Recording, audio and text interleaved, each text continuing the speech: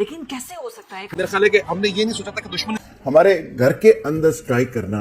S-400 missile defence system, Rafale तैयारे, 5th generation dog fight करने वाले, मनूवरेबिलिटी वाले तैयारे मौजूद हैं। इंडियन मीडिया कह रहा है कि हमने 11 मुख्तलिफ टारगेट्स किए हैं और हमने जैश ए मोहम्मद और दूसरे जो दहशतगर्द तंजीमें हैं उनके ठिकानों को तबाह। सवालात बहुत ज्यादा हैं। सवाल ये भी है कि पाकिस्तान में जो मिसाइल गिरे उनको क्यों नहीं रोका जा सका। इंडिया पाकिस्तान से कई गुना बड़ा हरीफ है, 7 गुना बड़ा हरीफ, जो रकबे के लिहाज से पाकिस्तान से 4 गुना ज्यादा है, जो आबादी के लिहाज से पाकिस्तान से 6 गुना ज्यादा है, जिसके पास एक बड़ा जंगी लाओ लश्कर मौजूद है। बलूच लिबरेशन आर्मी ने पाक सेना की गाड़ी उड़ा दी है। बलूच लिबरेशन आर्मी का हमला यहां देखने को मिला जहां 12 पाक सैनिक मारे गए हैं। हमें मालूम है कि इस वक्त आज का दिन बड़ा अजीबोगरीब है। पाकिस्तान को मुकम्मल तौर पर यकजहती चाहिए। गुज़श्ता रोज जब गालिबन ऑपरेशन सिंदूर की तैयारी हो रही, देखिए बिल्कुल भारत ने ऐसा कहा है कि जहां जहां पर टेररिस्ट थे और उनके हिसाब से तो उन्होंने वहां पे अटैक किया है।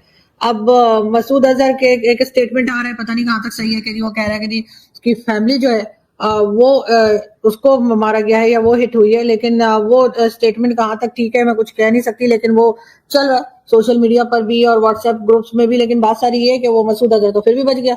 अगर वो ये स्टेटमेंट दे रहा है तो उसका मतलब है उसको कुछ नहीं हुआ है। फिर जब पाकिस्तान कह रहा है कि हम पलटकर हम भी अटैक करेंगे, भारत ने जो है ना तो हमारी मिलिट्री पे अटैक किया ना हमारे सिविलियंस पे अटैक किया। उनके हिसाब से उन्होंने हमारे सिर्फ वो टेरर कैंप्स जो थे, जो कि मस्जिद और जो कह लीजिए जो मदरसे वगैरह थे, उनको अटैक किया। यहाँ से इन्होंने क्या सोचा है, ये कहाँ अटैक करेंगे? क्या भारत में इनको पता है कि कोई इस तरह के कोई टेरर कैंप्स चल रहे हैं? अगर इन्हें पता है तो उन्होंने पहले क्यों नहीं बोला, और कहाँ चल रहे हैं मैंने तो नहीं सुना। मिलिट्री पे अटैक कर नहीं सकते क्योंकि भारत ने भी मिलिट्री पे अटैक नहीं किया है। तो ये जो कह रहे हैं कि हम अटैक करेंगे, तो ये पहले तो ये एक्सप्लेन कर दें कि कहाँ करेंगे। आपका पीएसएफ एक ड्रोन से उनके अफेक्ट होकर आ गया। ये अब स्टेडियम की बत्तियां भी बंद हो गई हैं और सिर्फ इत्तेफाक नहीं है कि बंद हो गई है। जब तक आईपीएल भारत की सरजमीन से निकलता नहीं है कम से कम मुझे सुकून नहीं आएगा। जब तक आईपीएल भारत की सरजमीन से निकलता नहीं है कम से कम मुझे सुकून नहीं आएगा।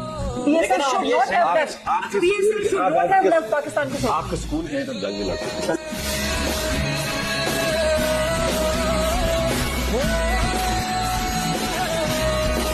हमारा डिफेंस मिनिस्टर इंटरव्यू दे रहा था, तो इस तरह के इंटरव्यू तो मैंने जब सुना तो मैं हैरान हुआ कि एक एंकर उससे पूछते हैं कि आप कह रहे हैं कि पाकिस्तान ने 5 जहाज गिराए हैं, इसका कोई प्रूफ कोई सबूत है?